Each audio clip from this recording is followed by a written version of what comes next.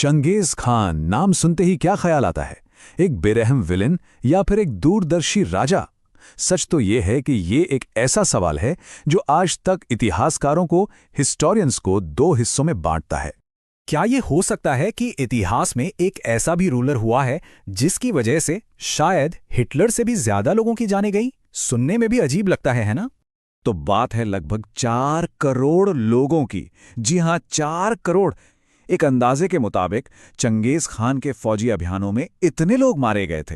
ये नंबर इतना बड़ा है कि उस वक्त दुनिया की कुल आबादी का 11% हिस्सा खत्म हो गया था। अब इसी वजह से तो इतिहास ने उसे एक राक्षस का दर्जा दिया। और इसी क्रूरता के दम पर उसने खड़ा किया इतिहास का सबसे बड़ा, मतलब कंटिग्यूअस लैंड एम्पायर। सोचिए, एक तरफ ईस्टर्न यूरोप का ब्लैक सी और दूसरी तरफ पैसिफिक ओशन। इतना बड़ा था उसका साम्राज्य। लेकिन रुकिए, ये कहानी हमेशा से एक सम्राट की नहीं थी। नहीं, इसकी शुरुआत तो एक आम लड़के से होती है। एक ऐसा लड़का जिसका नाम चंगेज खान था ही नहीं। उसका नाम था तेमुजिन।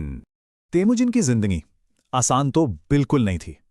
एक छोटे गरीब कबीले में जन्म हुआ, बहुत कम उम्र में पिता को खो दिया और तो और उसे पकड़कर गुलाम तक बना लिया गया। लेकिन इन सब मुश्किलों के बावजूद वो टूटा नहीं। उसने ना सिर्फ खुद को संभाला, बल्कि मंगोलिया के जो बिखरे हुए कबीले थे उन सबको एक किया और बन गया उनका सबसे बड़ा लीडर। मतलब एक गुलाम से सम्राट बनने तक का सफर कमाल का है। तो अब कहानी में आता है एक बहुत ही इंटरेस्टिंग ट्विस्ट। इस बेरहम विजेता के अलावा चंगेज खान का एक दूसरा चेहरा भी था। एक ऐसा पहलू जो हमें उसकी पूरी कहानी को, उसकी लेगेसी को एक अलग ही नजर से देखने पर मजबूर कर देता है। हाँ, इसमें तो कोई दो राय नहीं कि वो अपने दुश्मनों के लिए बहुत ही क्रूर था, निर्दयी था। कहते हैं उसके नाम से ही पूरे के पूरे शहर कांप उठते थे। लेकिन उसी बेरहमी के पीछे एक ऐसा रूलर भी था जिसके आइडियाज अपने जमाने से बहुत आगे थे। और यही तो वो कॉन्ट्रडिक्शन है, वो विरोधाभास है जो उसे इतना कॉम्प्लेक्स बनाता है। तो सवाल उठता है कि ये प्रोग्रेसिव आइडियाज थे क्या? चलिए देखते हैं। सबसे पहला था मेरिटोक्रेसी, मतलब काबिलियत को तवज्जो देना। इसका असली मकसद था कि जो पुराने कबीले थे उनकी लॉयल्टी को तोड़कर ऐसे लोगों को आगे लाना जो सिर्फ और सिर्फ खान के वफादार हों।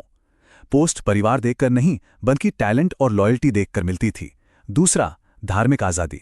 देखिए, इतना बड़ा एम्पायर चलाना है तो ये जरूरी था कि कोई भी धार्मिक ग्रुप बगावत ना करे।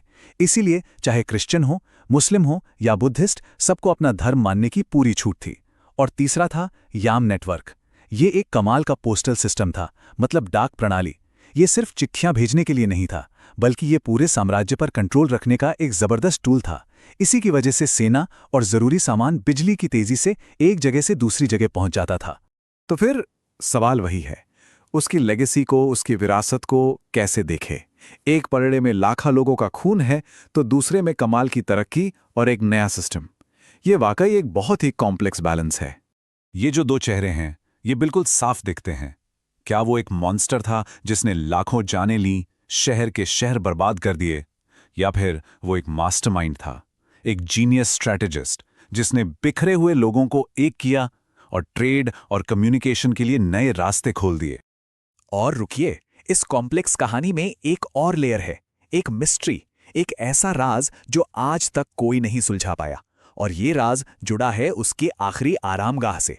सोचिए, उसे मरे हुए 800 साल से ज्यादा हो गए हैं, लेकिन आज भी एक चीज है जो दुनिया की नजरों से पूरी तरह छिपी हुई है। इतनी जबरदस्त ताकत, इतना बड़ा साम्राज्य, इसके बावजूद चंगेज खान की कब्र, उसका मकबरा कहाँ है, यह आज तक कोई नहीं जानता। यह सच में इतिहास की सबसे बड़ी अनसुलझी पहेलियों में से एक है। कहते हैं उसने खुद हुक्म दिया था कि उसकी कब्र को एक राज रखा जाए, और उसके सिपाहियों ने इस हुक्म को बखूबी निभाया।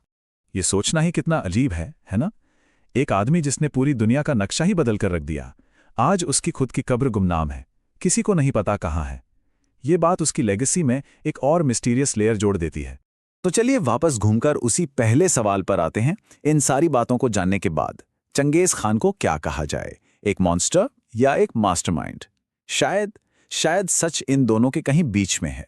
ये वो सवाल है जिसका कोई सीधा साधा जवाब नहीं है, और सच कहूं तो यही बात इतिहास को इतना फैसिनेटिंग बनाती है।